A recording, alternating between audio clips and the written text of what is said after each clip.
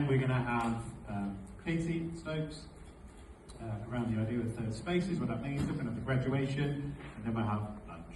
So that will run about 12:25. 10 minutes a little bit later, but I hope that's okay. Right, let me welcome up on stage now, everybody. So Tom's coined this kind of little section, little segue. The village vignettes, didn't you, Liam? I did.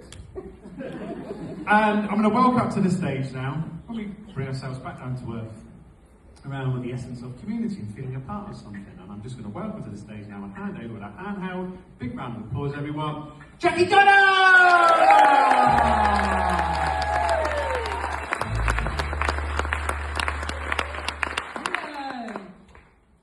Citizens! Yay! Can you all stand up for me, please? Very good.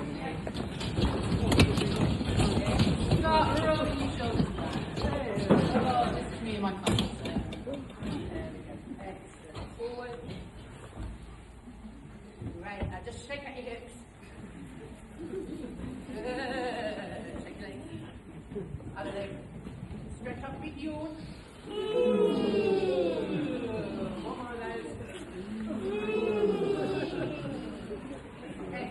You can sit down now. You have really helped me get rid of my nose. For that, I'm Jackie Goddard, Power to Speak, and Mark has asked me to come up here to talk about community. So, like a good girl, I did my research and I found that there are 4 pillars of community. They are welcoming, learning, celebrating and serving. Which sounds about right. So thank you very much. Goodbye. This is a story about Yatum and me. A wire guy, a lockdown and a blackout. So back in 2018 when I started my business, I was told to do something that my mum told me I should never do. And that was talk to strangers. Apparently, to grow my business, I had to walk into a room full of strangers, tell them what I did, ask them what they did, hand them a business card, take theirs, organise a one-to-one, and then refer them to other strangers. Now, I'm a very sociable person. I like talking to people, but to be forced into a space where I had to reduce what I did and why I did it to 60 seconds, all whilst being sold beauty products by the woman sat next to me. It wasn't really what I thought networking should be about. I thought it should be this, inclusive, supportive, collaborative. So I decided that, I am a creative weirdo. That's what I am. Thank you, Amy Nolan. I'm not a corporate person, and so I just didn't fit in. And then, having kissed many, many networking frogs, and none of which turned into anything resembling a prince, I decided to give up. But then, through a New Forest film industry event, I ended up at some very shabby chic offices over Sainsbury's in Boston at a networking event hosted by Treehouse Digital. And at last, this was an atmosphere that was warm and welcoming. It felt creative and collaborative. And it was there that I very first met Mark Masters. He was there talking about something which I don't remember what, but as all of you will have noticed, Mark's enthusiasm is slightly infectious. So wanting more, I ended up going to my very first You Are the Media Lunch Club at the beautiful Shelley Theatre. The place was packed with people who were energised by each other. And the very first person I remember meeting there was this guy. Yeah, baby. John Wire Guy. And this is before I knew that he was actually Superman's wire guy.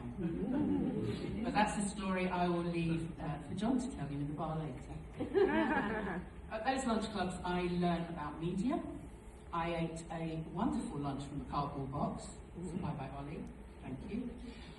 But having attended 3 of these lunch clubs, I still left disappointed. I felt like I was watching a party through the window. So I had met my people, I knew that, but I hadn't made any meaningful connection.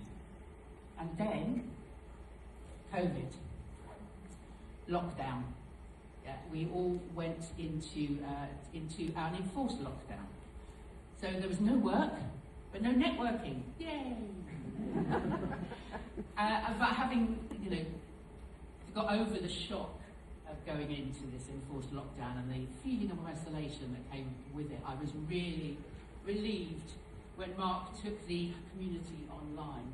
So every 2 weeks, regular as clockwork, I was on a Zoom call, looking at all of these little squares with all these lovely familiar faces. And slowly over time I got comfortable with these guys and we got to know each other better. And during that year, I learned so much because Mark invited experts from all over the world to share their knowledge with us. And we celebrated our wins. We shared our failures. We supported each other. In fact, those fortnightly meetings became a lifeline. These were my key workers. This was my 4th emergency service. And I knew that after all of my questions in the Zoom after parties were noticed and sparked an idea for the month of learning, as Matt King told me, that I finally had to join the party. I belonged. And when you belong, when you feel like you belong to a community, the community and the individual feed each other. So you have a need for belonging, which is met, and therefore you become more committed. And that deepens your belonging. If you have a need for purpose, it's met. So you contribute more, which gives you more purpose. Your need for recognition is met, so you invest more, which means you get recognised more. It's a self-reinforcing loop, because when people feel their needs are being met, then they don't want to leave. Not because they're locked in, or it's a cult, but because leaving would mean that they'd lose something really, really valuable.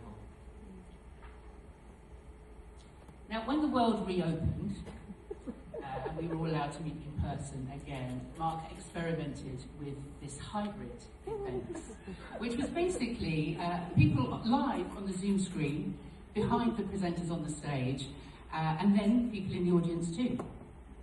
And it was Christmas 2021, as you have already heard earlier, that Mark organised an event at a local community theatre locally, and it promised to be a fabulous event. There was to be live music from cellist Ollie Mansfield. There was going to be a conversation on the screen with author and philosopher Tom Morris from the States, the usual winning section and shenanigans. I mean, it really promised to be a festive feast of a lunch club until it all went dark. Yeah, the lights went out, power cut. But did we go home? Did we demand a refund? No.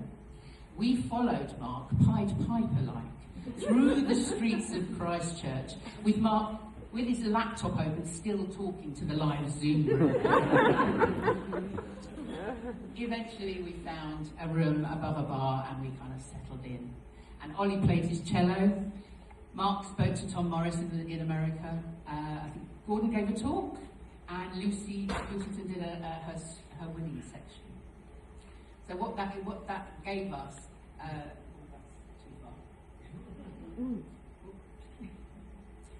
so that failed event spawned quiz night, spin-off events like failed nights, collaborations, and eventually Creator Day. And what has it given me though, personally? It's given me confidence, and it gave me the impetus to start a podcast. So that came from being in a breakout room, not a breakout room, but on the Zoom call with Joseph Jaffe, and some encouragement from Tracy Howes and the rest of the group.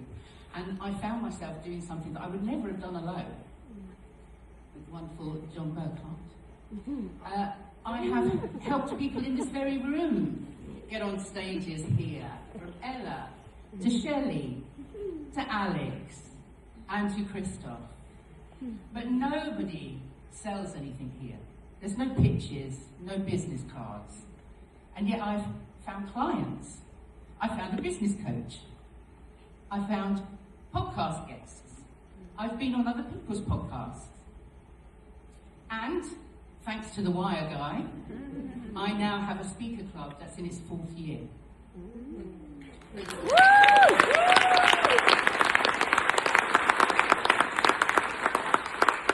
this has all come from being part of a community. This community. It's given me confidence to stand on a stage in front of 200 people. And I'm not sure if any of you remember 2 years ago, during Alex King's world record hugging attempt, I fell flat on my face, just here. But I survived. Because when you've got people in your corner, failure stops being something to be embarrassed by and just becomes a really good story. Community is about trust, not transaction. And according to LEAPers, who are the people that do the research into the self-employed, last year, 90% of freelancers felt isolated, disconnected, and lonely. And then another 90%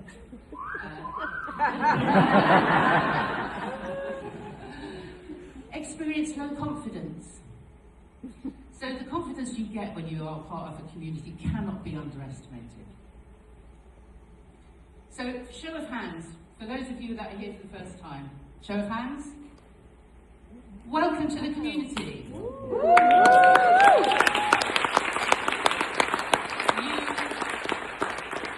You are not alone. None of us is as smart as all of us, and I think that's been said earlier as well. And there's an African philosophy called Ubuntu, which also translates as I am because we are. So being part of a community is a really important thing for your mental health and for everything else. The confidence that you get from being part of a community makes you more creative, more collaborative, and more confident. Human beings are not meant to do meaningful work in isolation. We need our thoughts challenged. We need to celebrate our wins with people and share our failures. And occasionally, have 2 glasses of very cold rosé poured down your back at the after party. Thank you, Sarah. And thank you, Ella, for the change of clothes. So, if this community feels a little bit like a frog to you right now, keep looking. That's okay. Keep kissing.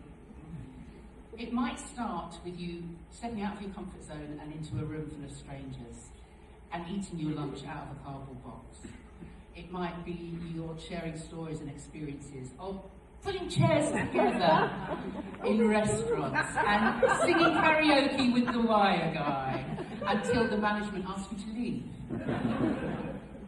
And if the lights go out, stay. That's usually when the best stuff happens. Thank you.